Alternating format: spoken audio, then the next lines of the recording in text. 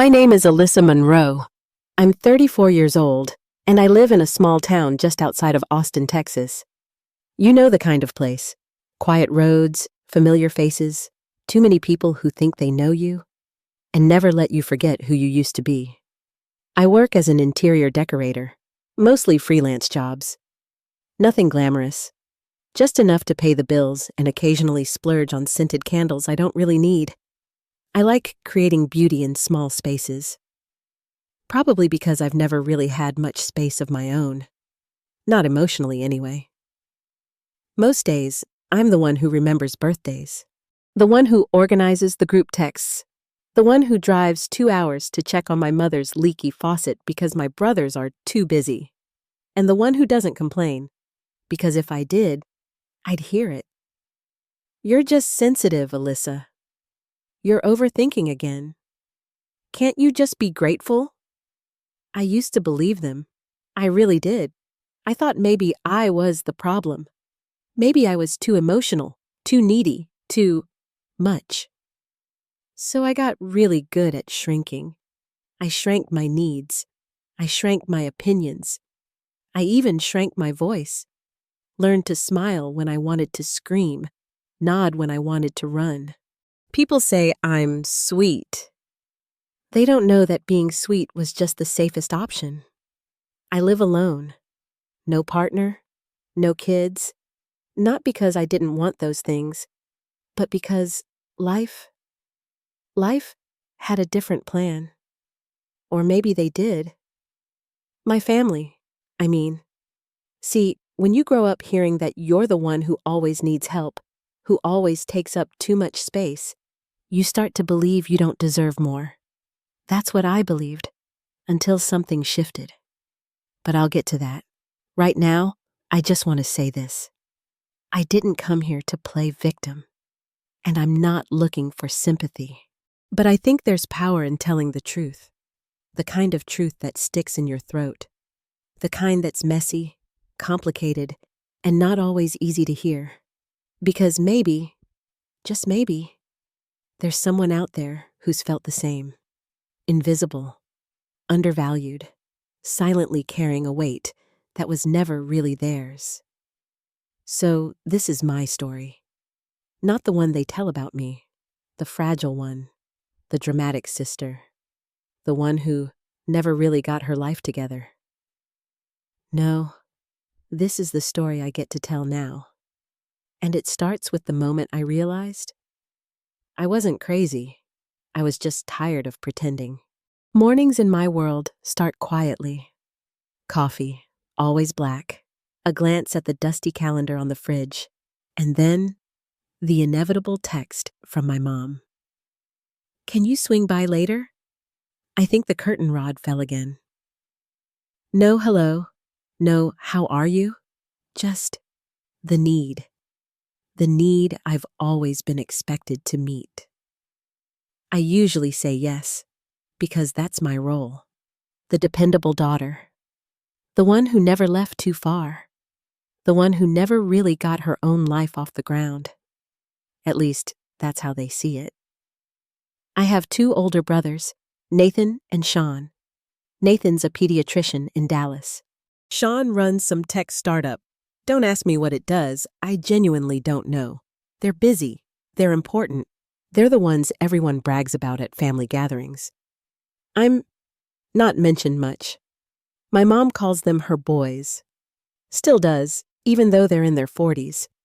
And when they show up, once in a blue moon, it's like royalty has returned. She cooks, she gushes, she hovers. When I come by, she hands me a list. Trash needs taking out. Batteries need replacing. Oh, and could you pick up my prescription on your way out? I always do. Because if I don't, who will? My dad left when I was 12. No dramatic exit, just a slow vanishing act. One day, his things started disappearing. The next, his chair at the dinner table sat empty. No one ever really talked about it. It was like silence swallowed the space he left. I was the one who cleaned up the broken pieces. Not physically, but emotionally. I became my mother's therapist, her comforter, her little emotional sponge. Sean got angry. Nathan got distant. But I got useful. Even now, I wonder how much of me is actually me and how much is just a reflection of what they needed. I tried to set boundaries once, told my mom I couldn't drop everything every time she called. She cried, told me I was abandoning her like Dad did, and just like that, I caved. Again. Funny how guilt becomes a kind of leash. You don't even feel it tightening until one day you can't breathe. There's this unspoken script in my family. Nathan's the smart one. Sean's the successful one. And me? I'm the mess they keep out of the group chats. I remember one Thanksgiving. Nathan brought his girlfriend. Sean flew in late with some luxury wine. I brought homemade stuffing. No one touched it. Not even a spoonful. My mom looked right past it. Next time, just buy something, sweetie. You don't need to work so hard. I smiled, laughed even. But when I got home, I cried so hard my chest physically hurt. It's not about the stuffing. It's never about the stuffing. It's about how easy it is for people to look right through you, to forget you're even there, until they need something. Still, I show up. Every holiday, every birthday, every time the water heater makes a funny noise. Because that's what I've been trained to do.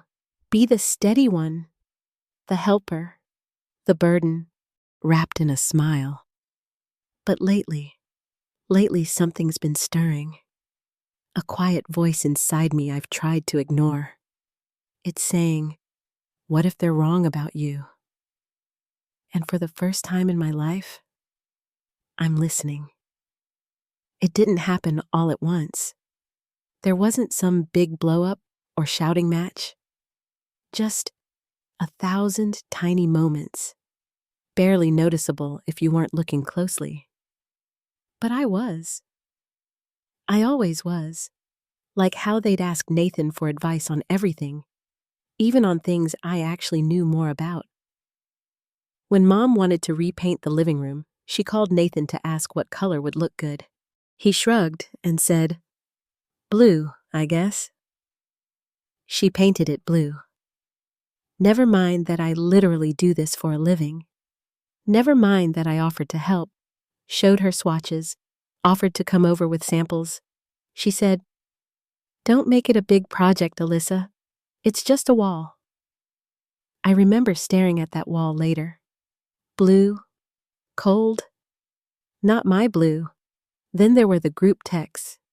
Nathan, Sean, Mom. Sometimes even Sean's girlfriend was included. Me? I'd find out about things after the fact. "Oh, didn't Nathan tell you we moved dinner to Saturday?" No, he didn't. But if I ever said something, if I even hinted at feeling left out, I'd get hit with the same script. Don't be so sensitive. You're always making things about you. You read too much into everything.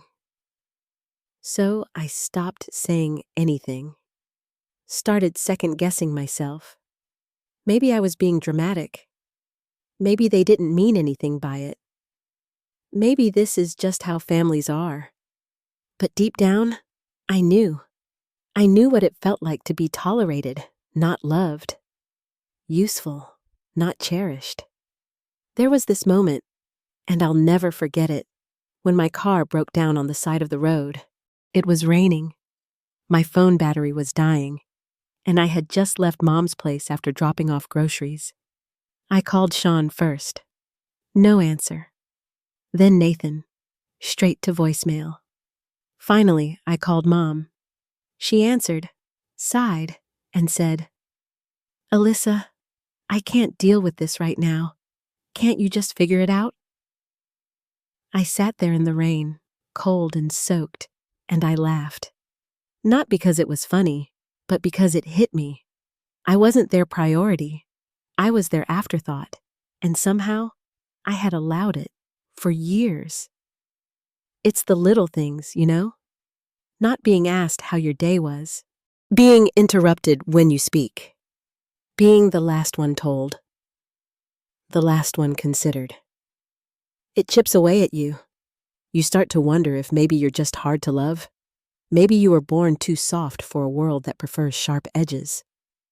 But something inside me, some tiny, flickering part, kept whispering, "You don't deserve this. You are not invisible." I didn't believe it yet. Not really, but it was there, and it was growing.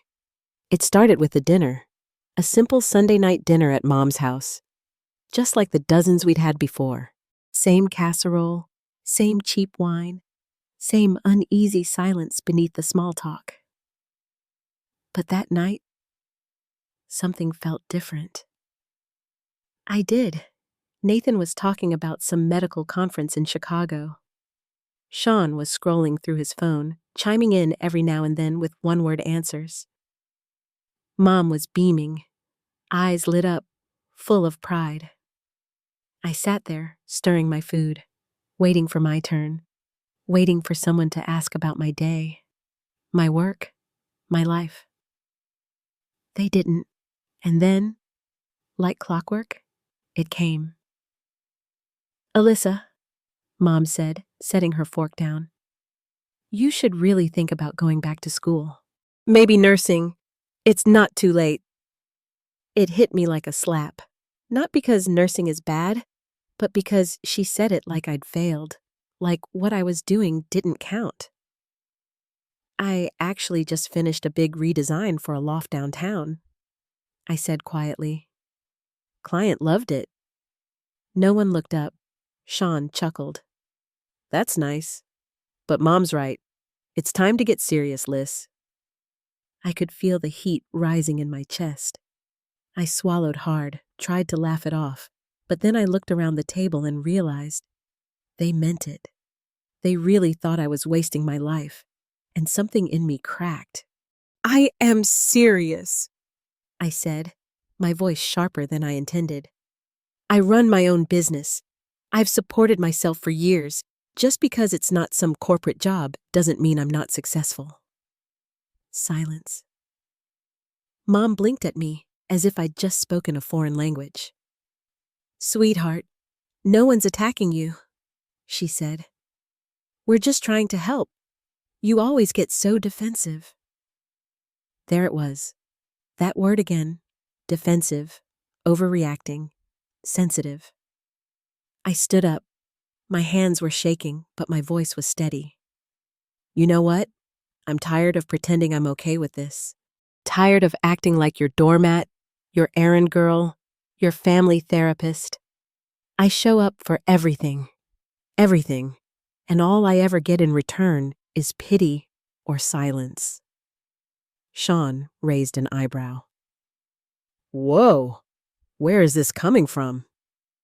I laughed bitterly. "Where is this coming from?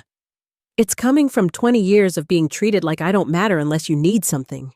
It's coming from being left out of your lives, and then blamed for not being more successful when I'm out here surviving without any of you." Nathan looked down at his plate. Mom looked stunned. No one said a word. I grabbed my purse and walked out. No dramatic goodbye. Just the sound of my heels on the porch steps and the echo of my heartbeat pounding in my ears. When I got in the car, I didn't cry. Not right away.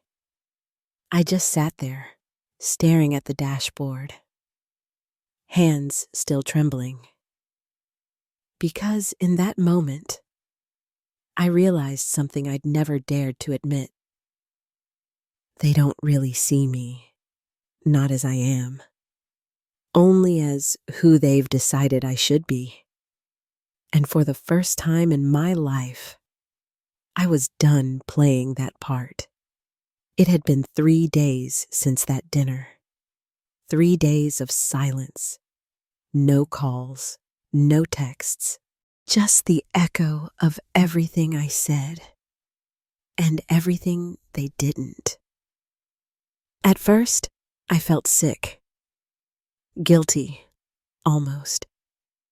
Like I'd broken some sacred rule, like speaking the truth made me the villain. But that feeling didn't last. Because on the fourth day, I found something. I was going through some old boxes in the back of my closet, the ones I'd dragged from apartment to apartment, but never really unpacked.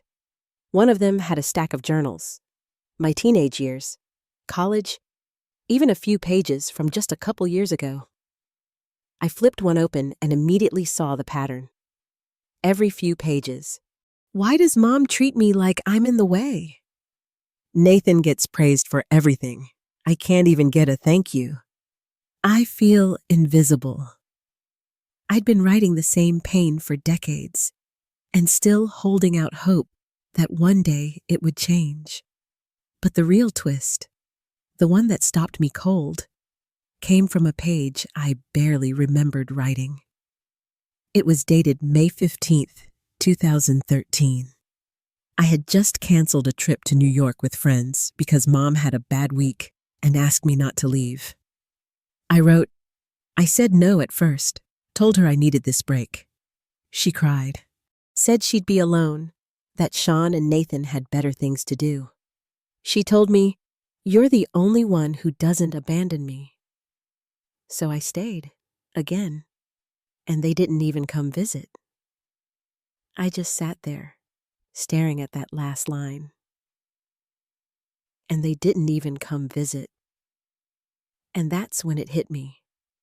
This wasn't just about me being the dependable one. I was made into that role. Because no one else wanted it. Because I was the one most willing to give myself away. To sacrifice. To stay small. To put everyone else first. But it wasn't love. It wasn't closeness. It was convenience. They didn't keep me close because they loved me more. They kept me close because I didn't leave. Because I couldn't leave. Not emotionally. They built their lives knowing I would always be there, to catch the pieces, smooth the wrinkles, carry the guilt they refused to feel. And I let them, year after year, until now. It wasn't just a pattern, it was a system, one that required me to stay soft so they didn't have to be accountable. I felt a strange calm wash over me, not anger, not sadness, just clarity. The kind that comes when you finally realize it was never really about you. You were just playing a role in their version of the story, and it's okay to walk off the stage. I didn't plan to go back. Not to that house. Not after what happened. But 2 weeks later, I got a text from Nathan. Mom's not feeling well. Can you check on her? Just like that. Like nothing had happened. Like I was still on call. I stared at the message for a long time. My thumb hovered over the keyboard. A dozen responses ran through my mind. Angry ones, bitter ones, even a polite lie, but I said nothing. Instead, I grabbed my keys and drove. Not because I was falling back into the old pattern, but because I needed to see her. One last time. On my terms. When I got there, she was on the couch, watching one of those home makeover shows. She looked surprised, but not exactly glad. I didn't sit down. I saw Nathan's message, I said. Are you okay? She blinked. Oh, just some dizziness. It's nothing. I didn't want to bother anyone. That line. I could have screamed. Instead, I nodded. Okay, well, I just wanted to make sure. I turned to leave, but she stopped me. Alyssa, what's going on with you lately? She asked. You've been different. I looked at her. Really looked. At the woman who raised me, who leaned on me, who shaped me.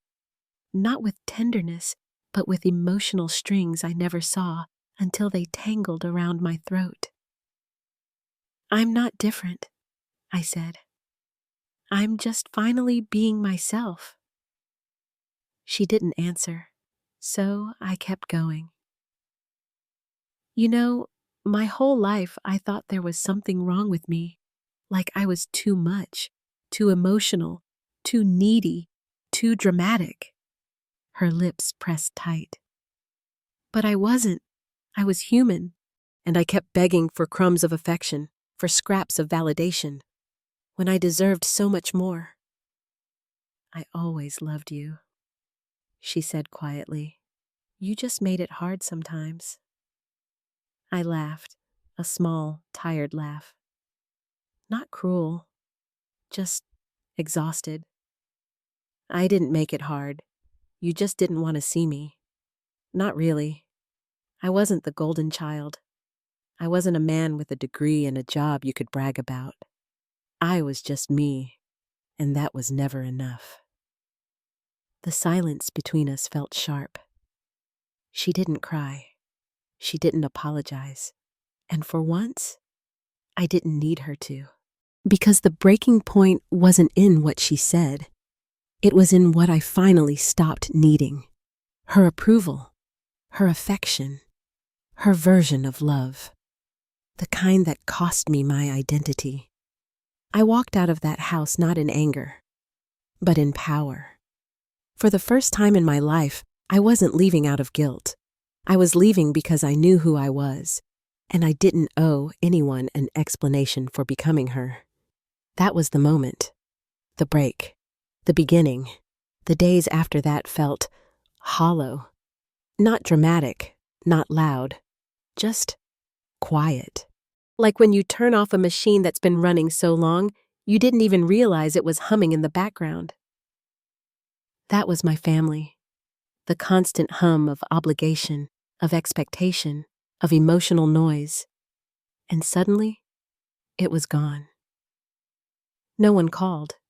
No one asked how I was. No one checked if I made it home that night. And the worst part? I didn't expect them to. I thought that walking away would feel like freedom. And in some ways, it did. But what I didn't expect was the grief. Not grief for them, but grief for the girl I had been. The one who waited for texts that never came. The one who convinced herself that being needed was the same as being loved. The one who kept showing up, even when her absence wouldn't have changed a thing. I missed her, even if I knew she couldn't survive in the life I was building now. There were nights I sat in bed, phone in hand, staring at the screen like it owed me something. Some sign. Some, we're sorry. Even if it came too late. Nothing. I started to withdraw from everything. Friends would text. I wouldn't respond. Emails piled up. Work slowed down. It was like my body needed time to process what my heart already knew. I had broken a rule. Not theirs. Mine. The rule that said, be small and they'll accept you. Don't make noise. Don't ask for more. I shattered it, and now I was floating in the space between who I was and who I was becoming. It's strange, mourning something that was never really whole. My therapist, yes, I finally went back, said something I'll never forget. She said, sometimes peace feels like loneliness at first, because chaos was your comfort.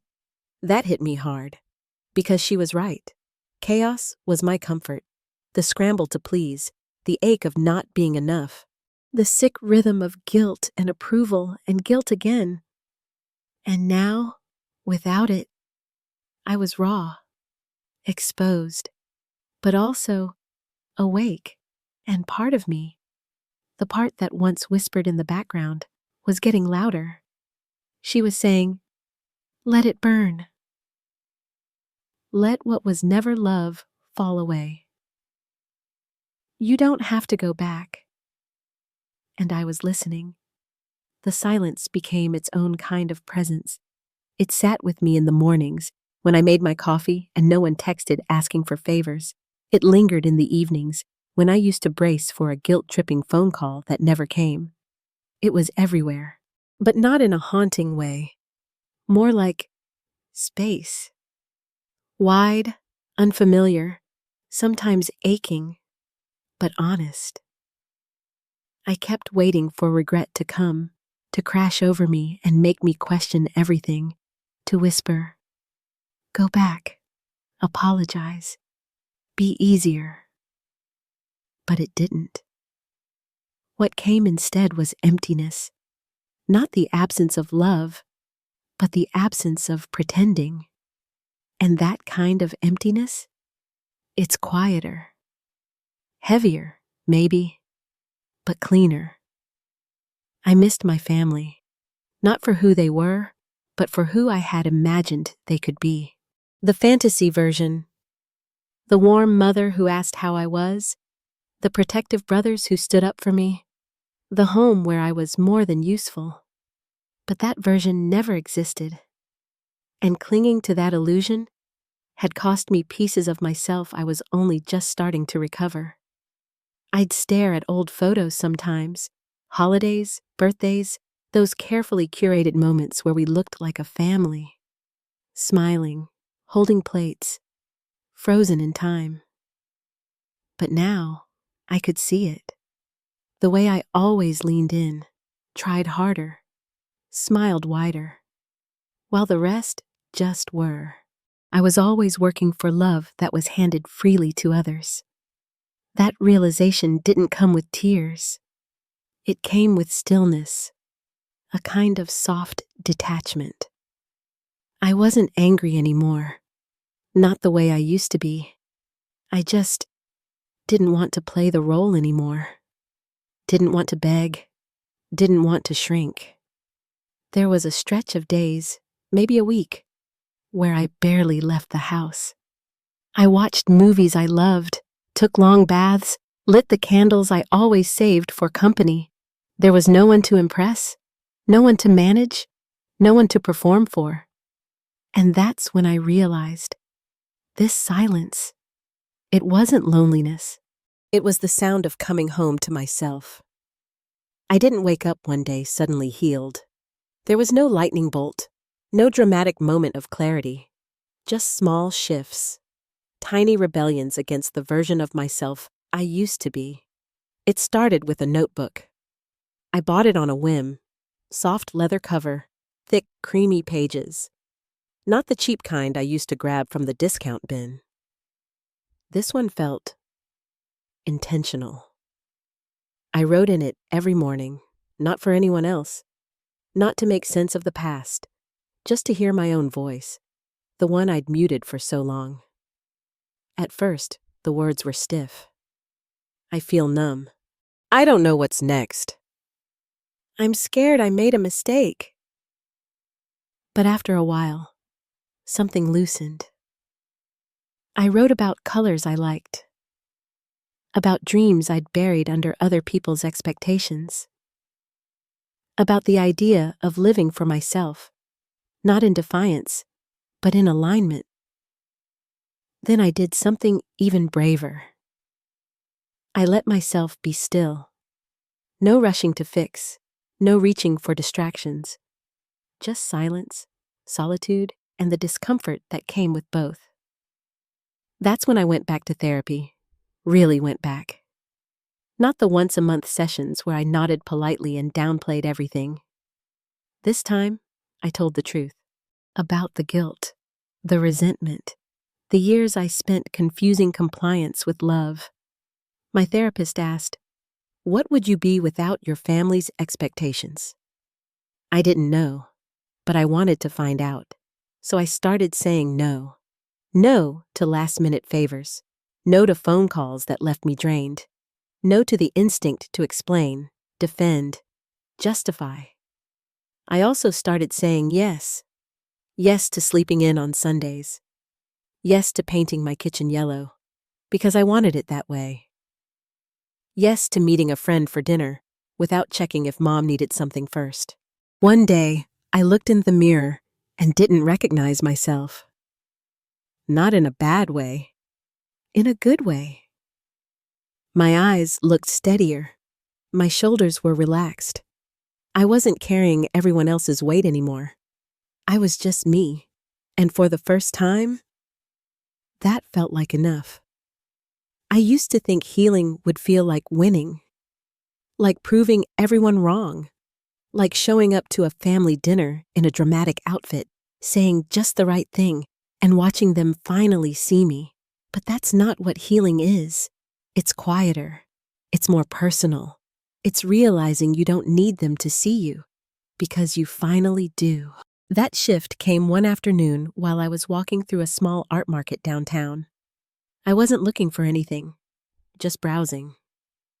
And then I saw it. A tiny painting, no bigger than a postcard. A woman standing alone on a cliff, wind in her hair, no one else in sight. I stared at it for a long time. It looked lonely, but not sad. More like free. I bought it and hung it by my front door. A reminder, solitude isn't emptiness. Sometimes it's sovereignty. That week, I got a call from Sean. First one in months. He didn't apologize, didn't ask how I'd been, just said Mom was planning a small dinner, and it would mean a lot if you showed up.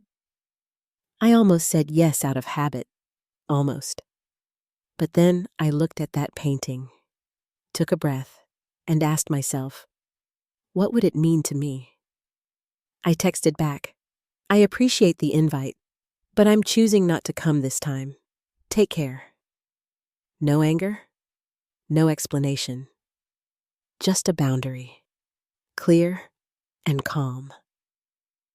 And in that moment, something inside me settled. Because for so long, my worth had been tied to their response, their approval, their praise, or their silence. But now I could hear my own voice louder than theirs.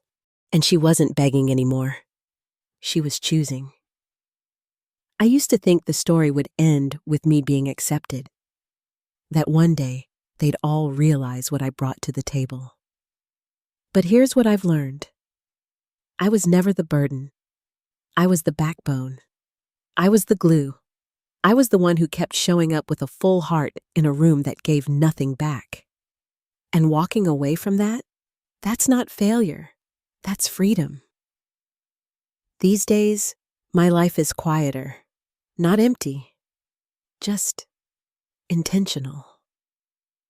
I wake up when the sun pours through the windows, not when my phone buzzes with someone else's needs. I light candles in the middle of the day for no reason at all. I play music I love, loudly, and dance in my kitchen with no one watching. I'm not rich. I'm not famous. But I am free. And that's everything. A few weeks ago, I did something that would have once felt unimaginable. I bought a car. Not just any car. A black Porsche I'd been dreaming about for years. Not to impress anyone. Not to prove a point. But because I wanted it. Because I deserved something beautiful. Something bold. Something that belonged only to me. I remember pulling into my mom's street. She was standing in her garden, watering the plants. She looked up, saw the car, and then saw me behind the wheel. For a second, her face was unreadable. Then came the question I had waited half my life to hear. Where did you get that? I smiled, gently, not smug, just a smile that said, here I am. Not the version you kept in the box, not the girl who asked for scraps. Me, fully, finally. I built it, I said. Not the car, my life. She didn't respond, didn't have to, because her words didn't define me anymore. That was the quiet miracle, the real ending. Not revenge, not validation. Just peace.